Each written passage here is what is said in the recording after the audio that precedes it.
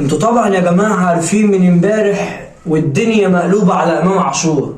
امام بعد ما قفل تليفوناته ومش الاهلي مش عارف يوصل له وما سافرش مع الاهلي عشان ماتش يانج افريكانز والدنيا مقلوبة. انا عايزك بقى كده تقرب لي عشان ايه اقول لك بقى واجيب لك القصة من الاخر، ايه سبب ازمة امام عاشور وبيعمل ليه كده مع الاهلي. يلا بينا يا حبايبي.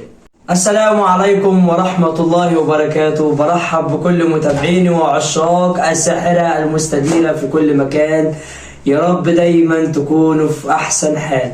طبعا يا جماعة صوت دلوقتي صوت الشارع والكلام اللي في الشارع كله بيتقال إمام عاشور، ده عنواننا النهاردة.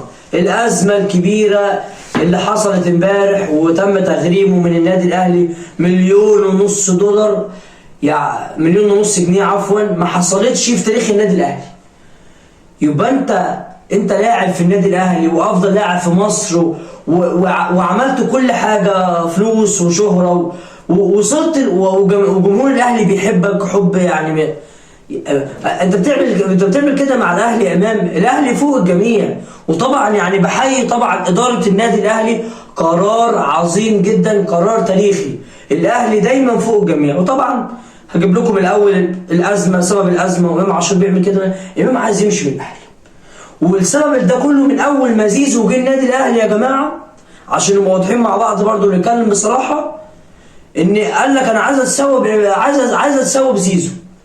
فطبعا يا جماعه الموضوع من البدايه خالص، وبدات وشفنا في ماتش وادي دجله كان هو عايز يلعب ضربه الجزاء، وترب او المساعد اللي مع ترب هو شاور على زيزو وقال لك زيزو اللي هيلعبها، عشان طبعا زيزو مر الفتره اللي فاتت بضغوطات كبيره جدا ومش عارف ايه وحاجات كتير.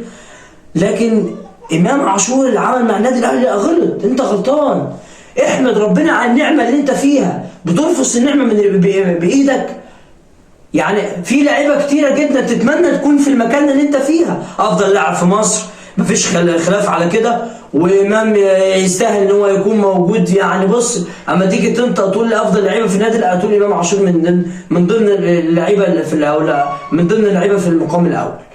لكن هي بدات الموضوع من ماتش وادي دجله اللي فات بسبب ضربه الجزاء، مرورا بعد كده باللي حصل ان هو تليفونه اتقفل، وبعد كده جه ان الاهلي يتصل بحماه برضه تليفونه مقفول. تليفون نفس كلام زوجته تليفونات مقفول. قال لك اصل كلهم تعبانين وعندهم مرض اسمه متحور ومش عارف ايه. فوجئ ان النادي الاهلي، ما الاهلي راح جاي مغرمك. ما انت طبيعي انت بتعمل كده، انت فكر الجمهور هيقف في صفك؟ الجمهور مش هيقف في صفك. جمهور الاهلي دايما باصص للفريق. لكن انت سبت الاهلي في وقت صعب يا امام، في مباراة طبعا مهمة بكرة مع يانج افريكانز، زائد كمان عندك شبيبة القبائل والجيش الملكي، وعندك ماتشات مهمة في الدوري. فانت ليه بتعمل ليه كده؟ اهو انت اديك اتوقفت اسبوعين من النادي الاهلي وتدريبات منفردة. لو امام بقى ما راحش التمرين بعد كده وما راحش، خلاص هو كده امام هيمشي. يعني من الواضح واللي احنا شايفينه لسه طبعا الاهلي ما اعلنش رسمي وما قالش لا امام للبيع، بس انا بقول لك من دلوقتي امام عاشور دلوقتي هيمشي خلاص. وقصه بقى ادم وطني اللي بقى ليه قصه بالموضوع، ملوش قصه بالموضوع. لكن ادم وطني مش عارف هو يعني مشى وسام ابو علي، جاب له عرض خيالي من نادي في امريكا ومشاه، وعايز كمان يمشي امام. الاهلي ما بيقفش على حد، عشان انا بكلمك دلوقتي بلسان جمهور النادي الاهلي. لو امام مفكر ان الجمهور هيقف في صف ومش عارف ايه والحكايه والرؤيه، لا، امام غلطان. وامام لو مشي ورا ادم وطني ووز دماغه هتخسر حاجات كتير يا امام.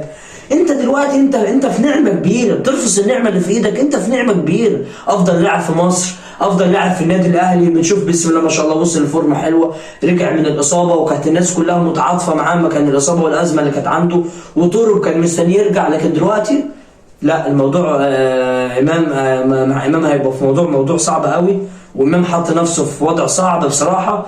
وما ينفعش يا امام، انت لاعب كبير. يعني بصراحه اغبى حاجه ممكن اشوفها في لاعب الكوره ان هو في نادي كبير وشهره وفلوس وكل حاجه حلوه، بتعمل ليه كده مع الاهلي وانت يعني انت في مكان اي حد يستاهلها، يعني اي حد نفسه انه يكون فيه. فطبعا يعني ده الخلاصه في الموضوع، مش عارفين في ايه بعد كده. لكن النسبه الاكبر ان امام عاشور هيتعرض للبيع يا جماعه، وان شاء الله باذن الله اشوفكم في لقاءات جديده. سلام عليكم.